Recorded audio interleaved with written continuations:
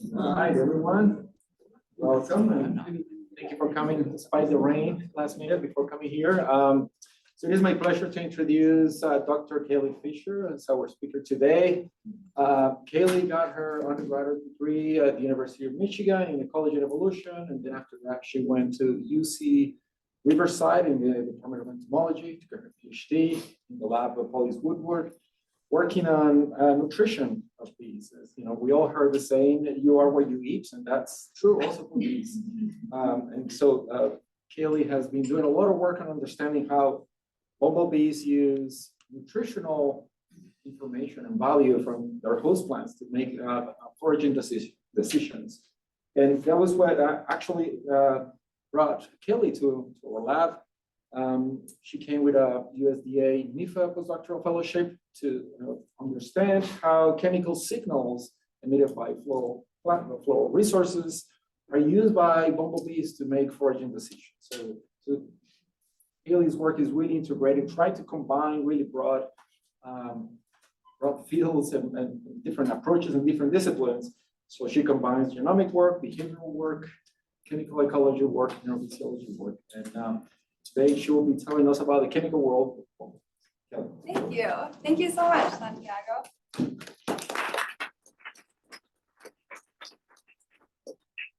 Thank you so much. I'm really excited to talk to you guys today about bumblebees and their chemical world. So when we think about the organisms we study, a really important place to start is to remember how our organisms sense their environment. Mostly because typically the organisms we study sense their environments very differently than us who are asking the questions. And it also really determines what's going to happen in our experiments and understanding their biology. So in insects, which I study, chemicals play a really crucial role in how they interact with their environment. So, and it plays a crucial role in lots of fundamental behaviors. So it's important in mating. So pheromones mediate binding conspecific mates in insects. It also plays a role in them being able to find the food that they eat. And it also helps the chemical cues help them find where to deposit their eggs, like this very cool parasitoid wasp. And how insects do this involves a pretty complex process. So insects have hairs all over their body, mostly in their mouth parts, their antennae, their tarsi, also on their ovipositor, also sometimes on their wings. And these hairs, also called sensilla, have little neurons inside and then receptors on the neurons. And these interface with compounds in the environment, both volatile and soluble. When these sensilla interact with these compounds, if the neurons in the sensilla can detect those compounds, it'll send a signal to the brain. There's some kind of internal chemosensory processing that happens, and then there's a behavioral response by the organism. And just to kind of walk you through how this works, this is an antennae, a bumblebee antennae. There's sensilla right here, and then also in other parts of the antennae. And there's different types of sensilla depending on what kind of chemosensory process they are involved in. So these are just the 3 different types in bumblebee olfactory sensilla. And then inside the sensilla, you can see these neurons that kind of interface with wherever the compound is going to come in contact with. And then the receptors that kind of define the class of neurons that these are going to be here on the cell body. And if we zoom in there, that's what this looks like. These are, this is an olfactory receptor neuron, and this is a gustatory receptor neuron, so smell and taste. And again, the neuron type is typically defined by the receptors that are on the cell body of the neuron. So for olfactory receptor neurons, they are they're ligand-gated ion channels. So this is a volatile compound. It'll interface with the protein on the neuron, and then this neuron will be activated or not and send a signal to the brain. Similar to gustatory receptor neurons, this is sugar. It's going to bind to one of the proteins on the cell body, and then it'll result in response by the insect or not. They work a little bit differently. These two types of chemosensory processes. We know more about smell in insects in general, a little bit less about taste, but we know that gustatory receptor proteins and ionotropic receptor proteins are involved in taste. And this is kind of just like the breakdown of how we think it works. And then these proteins, these receptors on the neurons are encoded by chemosensory genes. And these are different different families of genes. So there's the gustatory receptors, which are involved in taste. This is kind of what they look like when they encode the protein. They're similar to metabotropic receptors in mammals, but they are actually slightly different, and we don't fully understand how they work, but we think that it's probably ligand-gated ion channels like odorant receptors. And then these are ionotropic receptors, which were discovered in 2008. I don't think we really understand how these work yet either, just because they're pretty new. But all three families, and then there's also the odorant receptor gene family, which I don't have a picture of that, but they're ligand-gated ion channels. So all three of these families have similar evolutionary processes. So the genes, they have a lot of genes in each family, and they can be very variable depending on the species. And they evolve via these birth-death evolutionary patterns. So that means that you have gene duplication events where similar genes will duplicate and kind of diverge in sequence. And then there's also pseudogenization events where the genes become non-functional and then are eliminated from the genome. These processes can happen very quickly. And we see that in differences in sequence between closely related species and also different numbers. And this is important because differences in sequences and the receptors that different organisms have can affect what kinds of chemicals they can detect in their environments. And because of this, we think that chemoreceptor evolution likely plays a role in adaptation and speciation. And there's several reasons why we think this, and then also there's some evidence for this. First of all, chemoreceptors lie at the interface between organisms and their environment. So it makes sense that this is a place where evolution could act. We also have these very rapid birth-death evolutionary patterns in the genes that can lead to pretty substantial differences in closely related species. And these sequence differences can really lead to differences in what chemicals can be detected by the organism, which can yield to differences in habitat, resource use, binding conspecifics, etc. So a really cool example, I think, of this happening is in Drosophila seychellia. And this was actually work done at UC Davis by Lindy McBride, who's at Princeton now. And I think she did this when she was a graduate student at Davis. And she looked at the genes in Drosophila melanogaster, Drosophila simulans, which are both generalists, and compared this to Drosophila seychellia, which is a specialist on the noni fruit, which is a poisonous fruit. And what she found was that the Drosophila seychellia had fewer genes and rapid loss of these genes in both odorant receptors and gustatory receptors, and then more fixed mutations. And then an interesting follow-up study that was done actually last year using single syncyllum recordings. They were in Anupama Dehanakar's lab at UC Riverside. They compared the sensitivity of these syncylla between both Drosophila melanogaster and Drosophila simulans and Drosophila seychellia.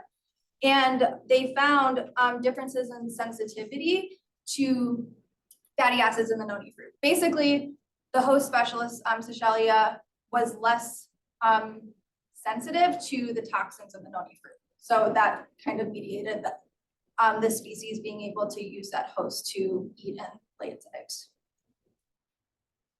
So Drosophila is the system, right, that we know the most about chemoreception, and just because it's a model organism, we have a lot of genomic resources, and they have pretty simple life histories. But as life history becomes more complex, chemoreception and the behaviors that it underlies also become more complex. And this is, there's evidence for this just in bees. So this was a study done by Sarah Coker's group, and they were just looking at syncylla density in bee species that were social, solitary, and then like some outgroups. And they found that the social groups had a greater density of syncylla. And they looked at this across phylogeny. And this makes sense because sociality is a more complex life history, and it kind of calls for navigating more chemicals in your environment.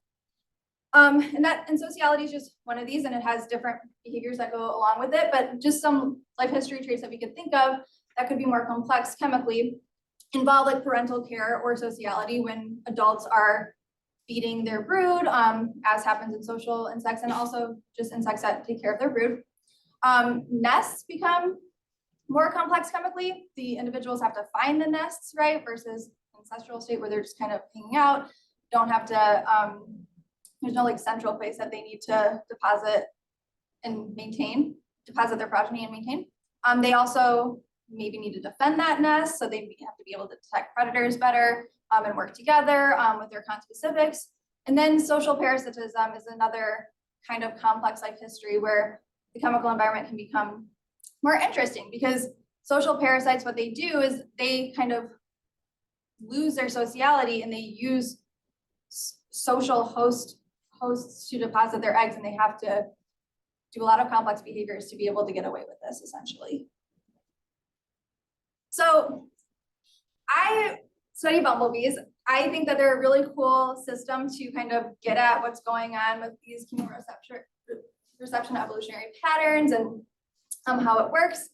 I could argue that they're a really great model to like study all of these things, but I also just really, really like them. So full disclosure, but there are a lot of really cool life history patterns happening that make them a really great system to ask questions about how chemoreceptor evolution can play a role in adaptation and speciation in this group. So there's about 250 species of bumblebees. They're all over the world. They're primitively eusocial. That's how they're classified. Basically what that means is that they have a solitary phase where the queen kind of emerges from overwintering alone. She finds a nest using chemical cues probably, and lays eggs. Once those eggs hatch, and this is kind of the development of the eggs, larvae, pupae, adults. Once those first round of workers hatch, they kind of help her. This is a social phase of the colony, and then the queen switches from workers at some point to reproductive. So reproductives go out and mate. The colony dies after just one season, and then it kind of starts all over again. So they have this cool behavior with lots going on. They also do what we call progressive provisioning. So they don't just lay their eggs with some food and seal it up. They're constantly opening the larval casing and figuring out what's going on with them, if they need more food. Sometimes they take them out. There's probably a lot of chemical communication, chemical cues happening during this process. They're also generalist foragers, so they have to find a wide range of plants using like olfactory and gustatory cues. And they also can exhibit extensive habitat ranges across species and also within a single species. And then finally, they have a socially parasitic lineage that are species that have actually lost this social behavior, and they just use other bumblebees as hosts to lay their eggs. So that was a little bit about bumblebees and their really cool life histories. Another reason why they're really interesting to study chemoreceptor evolution in is because when the first genomes of bumblebees were sequenced, we found that they have these 3 gustatory receptor gene family expansions. And just to walk you through the phylogeny, I'm going to be using this a lot in this talk. The bottom, we have these taste receptors that are really conserved across all insects. And based on Drosophila work, we think that they probably are involved in sugar detection. We see these in almost every insect lineage that's been looked at. Also a fructose receptor, it's right here. It's in the bitter kind of clade. And then these are all bee-specific genes. So there's no orthology with other species besides bees. And the story was interesting because the first bee genome that was actually sequenced was honeybees. That says AML here. And it was sequenced in 2005. And when it was sequenced, they only found 12 gustatory receptor genes. And the interpretation was, oh, well, bees probably don't use taste to navigate their environments. They probably just use olfaction to find flowers, right?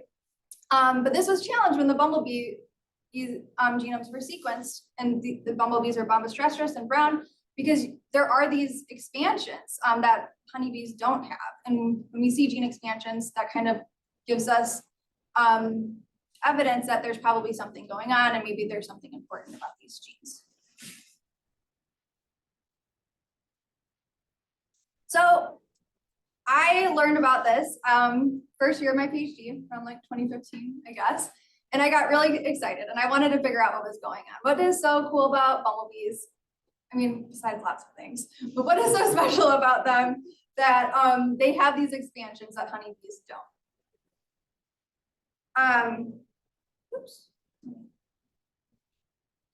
So there's lots of ways you can answer this question, and well, quite frankly, a lot of things you need to do to answer this question. So I'm going to talk to you guys for the remainder of my talk about 3 things that I'm doing to try to start getting at what's going on in the bumblebees and start establishing a foundation to study chemoreception, mostly taste. I'm very interested in taste in the bumblebees.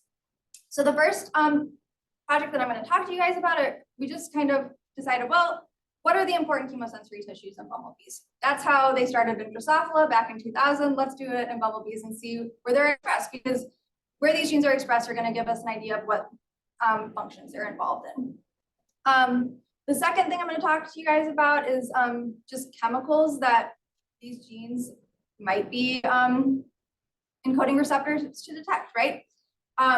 They're generalist pollinators. They're doing a lot of things, but as Santiago said, I was really focused on nutrition and resources. So this is kind of where I started, was what are candidate compounds of pollen? And then the third thing I'm going to talk to you about is, do we see species levels differences in bumblebees? So I showed you phylogeny of Bombus terrestris. There's some work in some other bumblebees, but I wanted to kind of look at a more broad sample of bumblebees across their phylogeny and their life history to see if we can kind of contextualize any of these patterns. Okay, so to start getting a sense of where these genes are expressed, I generated transcriptomes of queens and worker Bombus impatiens, and we sequenced the antennae, the mouth parts, the tarsi, and then also the fat body in the brain. Why do we do the fat body in the brain? They're not these peripheral tissues. Well, whenever I talk to people about any transcriptomic study, or a lot of population genetic studies too, like GWAS type studies, they'll tell me, oh yeah, I found this like chemosensory receptor that was really important in my analysis, and I don't know what it's doing. And a lot of these people were sequencing brains and fat body. I don't know how they work in brains or fat body, but we find them there, and we included them in the analysis because just to be comprehensive and kind of see what kind of patterns are happening. Okay. So this is just an NMDS showing you the gene expression, similarity in gene expression across these 2 different casts, and then also the tissues that we chose. And these 4 graphs represent all of the gene families, so odorant receptors, gustatory receptors, ionotropic receptors, all of them, and then individually. So when we look at all of them, we see really big differences in the antennae, and then subtle differences. I mean, they're very close together based on tissue, but then between the tissues, we see that the antennae are kind of off on their own. That makes sense because there's 158 ORs and only 20 GRs and IRs. So this is probably being driven by OR expression. And when we look at ORs on their own, it's pretty similar to all of the chemoreceptors. Then when you look down to the gustatory receptors and the ionotropic receptors, you don't see this huge difference in the antennae like you do for the odorant receptors.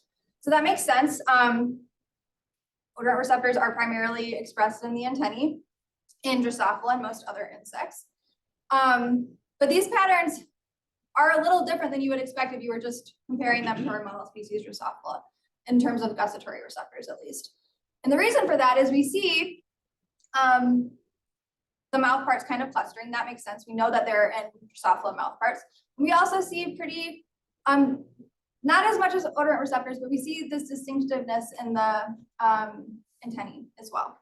And then in the fat body, we see some differences between the workers and the queen. Well, and not exactly sure what's going on there, to be completely honest.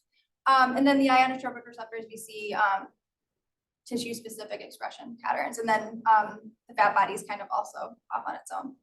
I'm not going to talk too much about the fat body. It's like, And the ionotropic receptors, that's where typically I've talked to people, they find ionotropic receptor expression in the fat body. Fat body is involved in lots of processes, physiological processes in insects. If you're interested, come talk to me. I really have no idea, but I think there's something exciting there. And everyone gets excited by ionotropic receptors. And I think it's because we just have really barely scratched the surface with what they do. But we know they're involved in chemosensation. Okay, so to kind of understand what's driving these patterns, what we did was we looked at tissue specificity for all these genes. And basically it's just an index of if a gene is expressed exclusively in one tissue versus if it's kind of more evenly expressed across tissues. So these colors here indicate that these genes are specific to the tissue here. And our cutoff was 0.8 on our index. So if it had a tau index of greater than 0.8, then we'd consider those genes specific to that tissue. And just to walk you through this gene tree again, so this is in Bombus impatiens, which is different than Bombus terrestris, but we see similar genes. So these are those more conserved sugar receptor genes here. This is that expansion, that first expansion that we saw in the Bombus terrestris phylogeny. And what we notice in this first expansion is that all of these genes are specific to the mouth parts. We look at the second, and they're also all close together. We look at the second expansion and the third expansion, all these genes are specific to the antennae. So that kind of tells me that maybe these genes have expanded and maybe there's something important they're doing that's related to how bumblebees use their mouth parts to interact with something in their environment, be it food resources or their nest. And then these genes maybe are more specific to the antennae. And it seems obvious if you've ever worked with any Hymenoptera that, oh yeah, like they should have taste receptors in their antennae. But if you talk to Drosophila people, they think this is completely insane because there are no taste receptors in Drosophila antennae that are expressed. And that makes sense because if you think about Drosophila or flies, their antennae are like this big, like they're not really touching very much with them. But if you've worked with Hymenoptera, bumblebees, ants, wasps, you see them, they're touching lots of things with their antennae. So it makes sense that there's taste receptors expressed in this tissue. And then just to kind of show you what's going on with the ionotropic receptors and the odor receptors, ionotropic receptors, not as specific, lots of kind of crazy patterns. I'm not going to get into them so much now, but again, if you're interested, come talk to me. They are in the antennae, maybe they are involved in olfaction in Drosophila, they're also involved in gestation in Drosophila, so that could explain this variation. And then with the odor receptors, most of them are like primarily expressed in the antennae, which makes sense. They detect volatile compounds. Okay, so just to wrap up this part of the talk, what we found was gestation genes are primarily expressed in the mouth parts and the antennae. These are probably good tissues to look at when we're trying to understand what these genes are doing. The OR genes are primarily expressed in the antennae. That makes sense with other insects that we know about. And the ionotropic receptors, there's a lot going on there. I'm not going to get into it. There's also, it seems like there's differences in caste. I have some hypotheses about that and just like nutrition regulation, but again, it's not the focus of my talk, but that's based on more to my background working with Hollis, and they think a lot about nutritional pathways. Okay, so the second part of what I've been doing to try to get at these questions is looking at how variable compounds are in pollen that's collected by bumblebees. We see the same kinds of compounds. Are there differences? They're widespread species.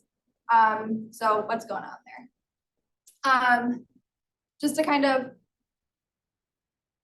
go to this nutritional kind of angle of how I was trained as a PhD student.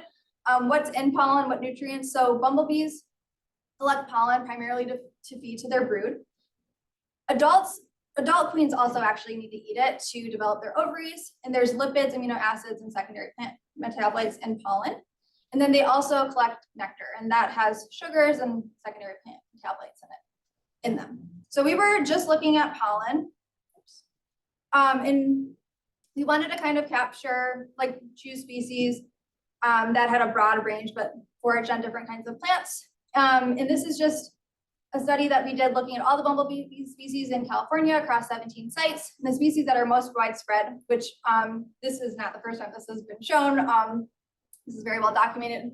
Bombus bosnicenskii, super widespread. It was at 16 out of 17 of our sites. And then Bombus melanopagus, or melanopagus, as Santiago calls it, is the second most widespread species. So we decided to focus in on the Sierras and collect pollen loads that were collected by workers of both of these species and do metabolomic analyses to see what kind of compounds were in them. And these two species have very different phenologies. So there was only one plant that we were actually able to collect. All of these bumblebees were collected from flowers, and we got their pollen loads from these workers. The only shared plant that they were on was this species Vicia viosa, or vetch. It's kind of all over the place. And it's at lower elevations, but the rest of our bees were collected on different plants just because there was different things flowering when Bombus melanopagus was out versus bosnicenskii. So we can't really compare the species super well, but it kind of just gives us an idea of what kind of compounds are in these pollens across different plant species, and then also these two different bumblebee species.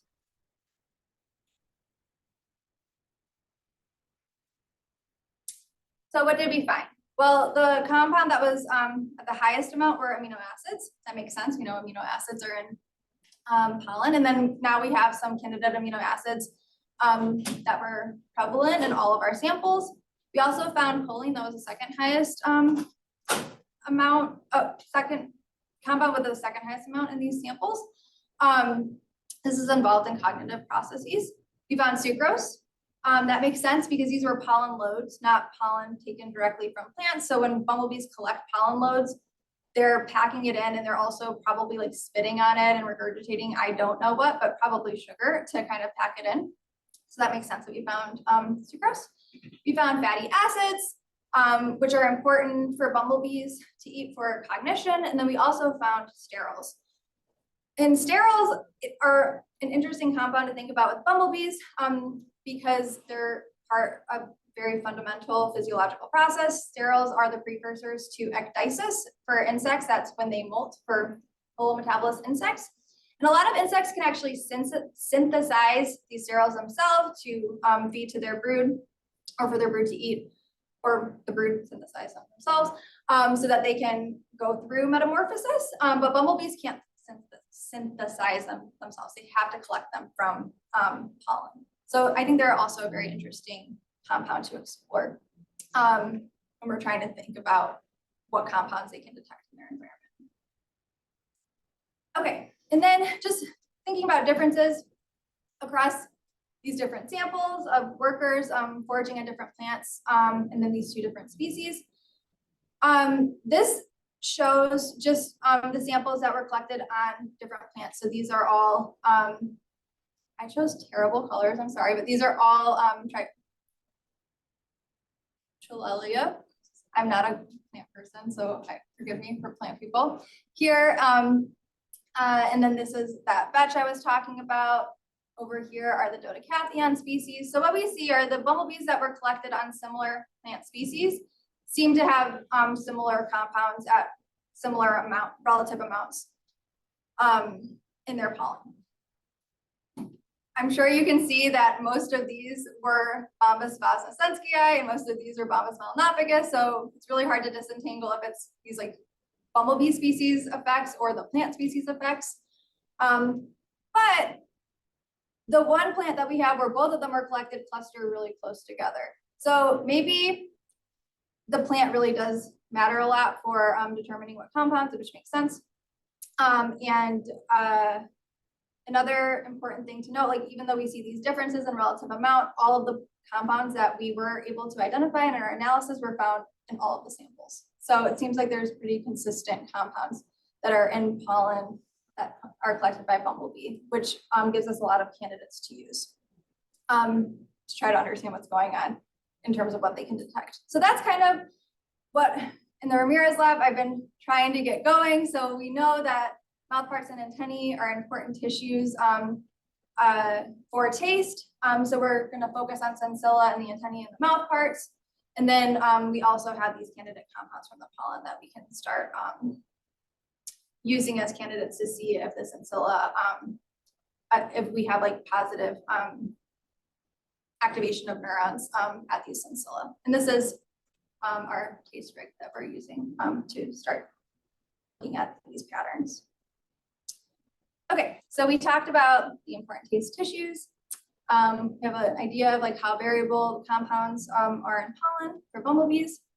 In the last part of the talk, I'm going to talk about the differences we see in gustatory receptor genes across different bumblebee species. So as I kind of talked about at the beginning of this talk, there's lots of really cool life history patterns of bumblebees that make them really interesting to explore how they interact with their environment via chemicals. One of those is they live in really different types of habitats. So different species have very different chemical environments, plant environments that they have to navigate. So there's Arctic species that have really short flowering times, short nest times, and short solitary phase times where they have to find flowers really fast and thermoregulate.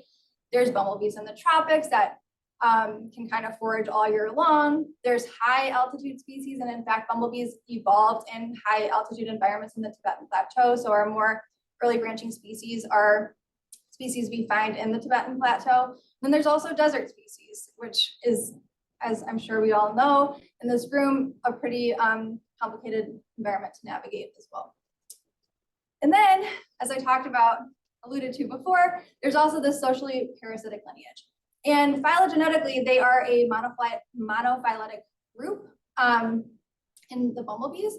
And they do some pretty cool things chemically in order to be able to use other bumblebees as hosts and kind of forego their own social phase of their life cycle. So they have to use chemicals to locate their hosts. There's some research showing that that's how they do it. And then depending on the species of the social parasite, they have these different strategies to infiltrate the nest. So what they do is the queen, there's no worker guest, the reproductives will actually go find host nests and they sneak inside and they lay their eggs, and sometimes they stay. I think a lot of times they stay in the nest. And then the workers of the host species will take care of their brood, which are reproductives, and then they leave the nest. So bumblebees are social insects. They have to be able to identify nest mates. And if you put a bumblebee, even I work with bombus impatiens a lot in the lab, if you put bombus impatiens workers from one nest into another nest, they're going to attack them and kill them, right? So how these social parasites have to infiltrate the nest can vary based on the species. Some of them will actually, like, they have like no CHC profile on their cuticle. So that's how a lot of social insects interact with each other. They smell each other's CHCs on their exoskeletons. Some of them don't have a very complex CHC profile. So when they infiltrate the host nest, they'll start smelling like their host. And then other social parasites actually mimic their host CHC profile so that they can infiltrate the nest undetected. So this project I'm actively working on right now, and I'm collaborating with folks at USDA Genome Initiative. What they're doing is they're sequencing, their goal is to sequence 100 bee genomes. And they have a lot of bumblebee genomes that they're sequencing. So this gives us access to a lot of species across the bombus phylogeny to start comparing these gustatory receptor gene evolutionary patterns, and then we can kind of contextualize these patterns with different life histories. And just to kind of walk you through the whole bombus phylogeny, over here are those early branching species. So these are ones that are found in the Tibetan Plateau. They're pretty fascinating. There's just a side bumblebee researcher who is a taxonomist, and he's made several trips to the Tibetan Plateau, and every time he goes, he finds new species. It's like really kind of an extreme, exciting environment to find bumblebees. So that's down here. And then most of the species I work with are actually up here. So that's Pyrobombus and Bombus here. That's most of the species in the US. And then there's some over here too. And then Cytheris is here. So I kind of selected species, and I'm selecting species based on the genome availability, and then also capturing representation across the phylogeny, and then life history. So we have the social parasites as well. So these are the species that I've annotated the gustatory receptor genes in so far. So we have impatiens, huntii, vasicensii. Those are up here in Pyrobombus. I have 2 socially parasitic species, Sylvestris and Tempestris. And then we have 2 Bombus species. We have Sonoris, which is over here, Bombus polaris, which is one of those, it lives in Alaska, in the Arctic. That one is down here. And then Bombus waltoni, which is an early branching species, to see if these patterns are ancestral in the Bombus lineage or derived. So I'm just going to show you these 4 species now, just so you can kind of see the patterns on the tree. So we have impatiens, again, vasicensii. These are really closely related. They're generalists. We have Campestris, which is a social parasite. And then we have waltoni. Okay, so just to orient you, I tried to make this tree similar to the other ones I've showed you. So these are our putative sucrose receptors here. And we have a lot of one-to-one homologs and across the phylogenies, across all these 4 species. So the blue kind of indicates little gene clusters that have copies in all 4 of these species. Now I can't even see what I wrote. Okay, here we have a cluster that are single copies in all the species except for waltoni, which is the early branching species. So they have a duplication here. And then we also have this cluster where we have duplications in vasicensii and impatiens, which are these more like generalist species in one subfamily. And there's only 1 copy of Campestris, and it's not in waltoni. And then we have these 3 expansions as well. And you know what? I thought I had, okay. And then there's a fructose receptor too. I didn't point that one out. So there's copies in each one of the species. So the expansions are cool for many reasons, but they're cool when you look at all these species because you see major differences in these numbers highlighted in the expansion. So there's those little duplications that I showed you, but in this first expansion, there's 3 copies in vasicensii and impatiens, but there's only 1 in the social parasite and the more early branching species. And then we also see more gene copies in both of these species in the other 2 expansions as well, although there are some duplications for the other species. So I think that's really interesting. We need to kind of look at and do the analyses for other species to kind of see what's going on. Bombus appositus here I think is really important because Cytherus is sister to these other groups. So we don't know if Cytherus is like losing these genes or if they were lost from the ancestor or not. So this will kind of help resolve these patterns.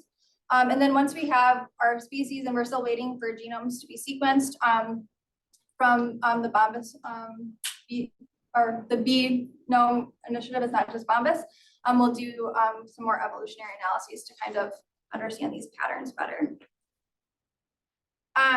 So this is what I have for you. So just to recap, we did these tissue transcriptome analyses to kind of understand where the chemoreceptors were expressed in Bombus impatiens. We found that pollen seems to have a lot of similar compounds, although in different amounts. And we're starting to understand that there are differences between the different bumblebee species, and hopefully we'll start to understand why with the research projects that we have going on right now. I just want to thank my lab. Really love being here at UC Davis and working with everyone in my lab. And at this university, it's just a really great place to be. I want to thank John Koch, who is one of the PIs at the Genome 100 project. They're really wonderful. They're sequencing so many species and giving us like really great quality genomes to work with. And then also my funding at NEFA. And with that, I will take any questions.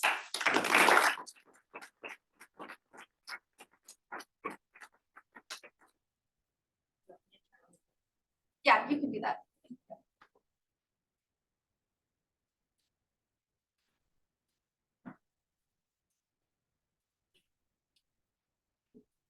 Yeah. Great talk. I was wondering when you were looking at queens and workers, at what stage you were looking at the queens, and if maybe you think that chemosensation might be changing throughout, because we know that queens go through themselves many different life stages. So I'm wondering if you know if their chemosensation changes through those life stages. Yes, that is a great question that plagues me all the time. So, yeah, I mean, bumblebee queens act really differently, depending on the life stage they're in. And there's not really a life stage, I would argue, where they really mimic workers. Like you could argue like, okay, when they're solitary nest founding, they're like feeding brood and foraging for floral resources. So that might be a good time to compare. But there's still a lot of differences physiologically between workers in that life stage. So they're just age matched. They're both 7 days old. If you think about the life stage, those queens are giants. They're not really leaving the nest. They're all from lab colonies. So it's not perfect. I think that there is probably differences in chemosensation at these different stages, especially for the queen. And I actually have evidence for that because I've done sucrose responsiveness PER trials in queens at different stages, and they have very different sucrose responsiveness depending on if they're solitary or if they have workers. So probably yes, it would be really cool to follow up on and look at these different stages. For this, I was just trying to get a baseline, and I really thought about it a lot. Like, yeah, which groups should we compare? But I kind of just wanted to have some for queens and workers, and their age match. So just a baseline. There's a lot that can be built upon that. Thank you for the question.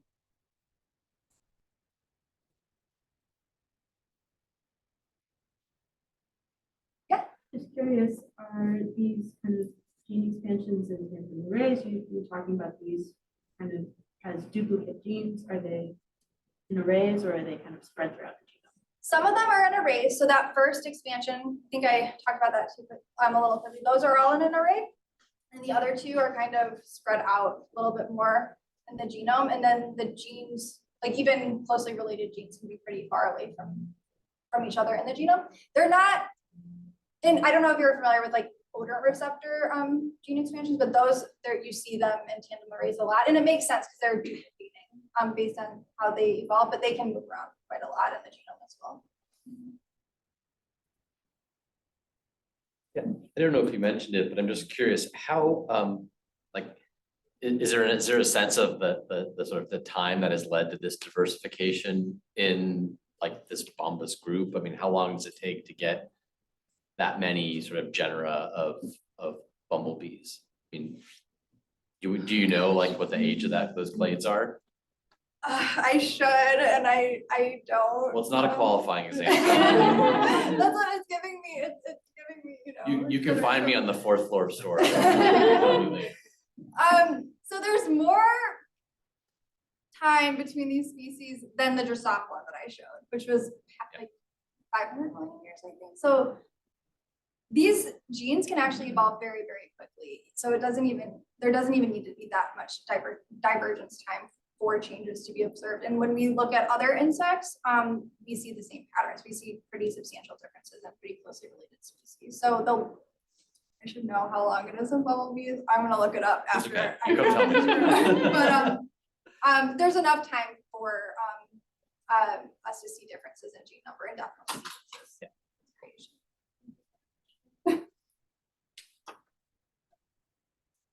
Question about the G. So you're focusing on the GRs, right?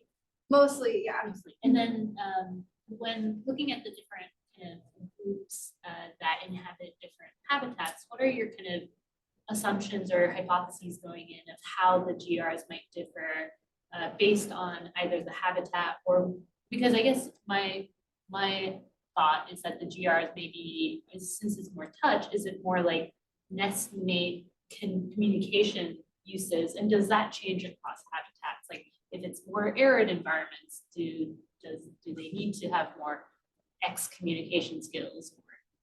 Or how do you expect that to change? Yeah, that's a great question. So I think based on how I watch bumblebees interact with flowers, olfaction is very important. That helps them find the flowers. But I do think that they're touching a lot of things on the flower with their feet, with their antennae, with their mouth parts when they're collecting. So I think that it is informing decisions when they're on different types of flowers, just in general. But I mean, that's more what I think. There's not really that much concrete evidence that's supporting that. In terms of when you scale that up to different habitats, bumblebees in general are generalists, but some are specialists, so you see variation. And then there's also differences in how they organize their nests. So some bumblebees, most bumblebees that I know of progressively provision, but some don't. Some just, kind of leave pollen in the brood cell and then they close it up and they don't check on it. But the ones that do progressively provision, those are the species I work with, they're constantly touching the brood cells with their antennae and their mouth parts. And sometimes they open it and I don't know what they're doing in there. I've watched videos of bumblebees. I did that for a project during my PhD, and they're constantly interacting via touch with their brood. So for a long time, I thought, okay, there's definitely nutritional things going on. And that can be really different based on the bumblebee species. Unfortunately, we don't know a lot about different bumblebee species. Most of what we know are these two model species, one in Europe, one here. So we have a lot of genomes of bumblebees, but a lot of those bumblebees people have only seen maybe once, especially in those like Tibetan species. So we need to do a lot more life history work to kind of understand what's going on, to contextualize those differences as well. So I think there's a lot of nutritional things going on. There could also be a lot going on with them finding their nests and maintaining their nests and things like that. I feel like I was very insular with the nutrition during my PhD, so I thought, okay, yes, it's all about their food, but I think there's probably a lot of other factors happening. Thank you for the question. There was a lot to it. That's a loaded question. It's a fun one. Other questions? If not, let's thank Kaleigh again.